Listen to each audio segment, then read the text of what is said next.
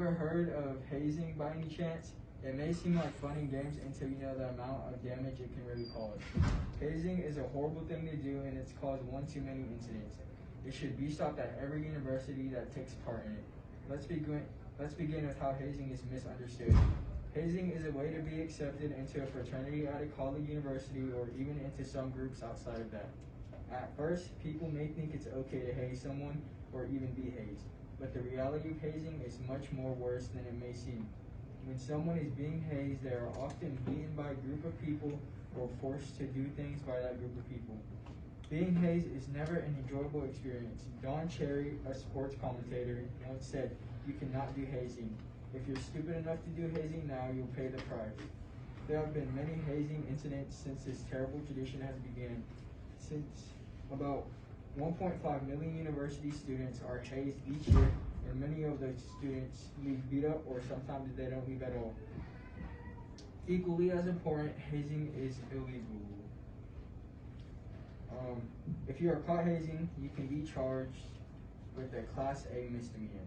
You may also have to pay a $1,000 fine, and you can even be held in the county jail for a max of 1 year.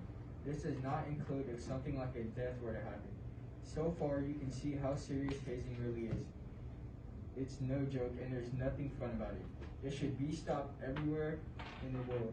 In the United States, it is only illegal in 44 states, but 10 of those 44 states consider it a felony. A former dean of students at a university by the name of Pablo Malambenda said that any violations of the university's hazing regulations are serious offenses, meaning it's illegal to take part in hazing on campus. This is one reason why you should never haze. Otherwise, you have to pay the consequences for it later. Furthermore, there's an even bigger problem caused from hazing, and it's the main reason why hazing is so wrong and should never be done by anyone. Hazing has always been a tradition for college fraternities and groups outside of universities.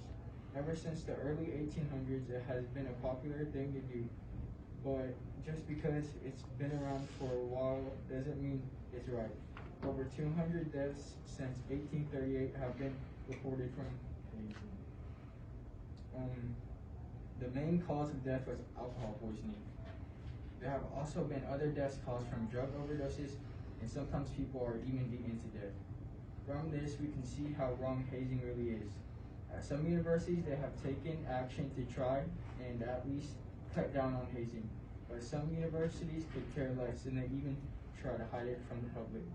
A lawyer named Douglas E. Fairburg said that the red flags are really only known by the university, which has decided to withhold the truth from its students' population.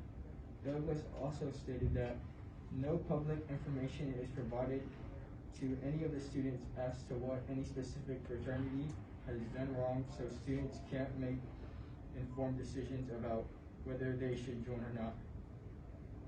This just goes to show how most people don't even know what being hazed really means and what really happens behind the scenes of hazing. This is why it is so wrong for things like hazing to happen. Most people don't know what it's even like until it happens to them. It's like a blind date gone wrong, and you could possibly even die. From the years 2007 to 2017, there were 40 reported deaths at random groups from hazing alone. That's 40 innocent lives gone forever, and they're caused of death with hazing. This tradition is beyond wrong and needs to end before it continues to keep getting worse. There's at least one hazing death each year at a university, and innocent students and people dying each year from this so-called tradition.